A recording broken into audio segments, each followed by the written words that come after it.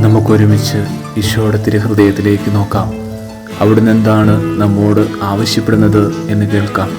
അതിന് പ്രത്യുത്തരമായി ഇതാ ഞാൻ എന്ന് അവിടുത്തോട് പറയാം.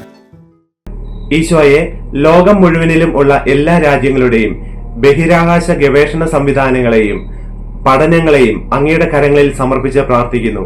കർത്താവെ, അങ്ങ് സൃഷ്ടിച്ചിരിക്കുന്ന സകലതിനെയും കണ്ടെത്തുവാനുള്ള അവരുടെ ശ്രമങ്ങളെയും അതിനായുള്ള അവരുടെ സമർപ്പണങ്ങളെയും അങ്ങ് മഹത്വപ്പെടുത്തണമേ.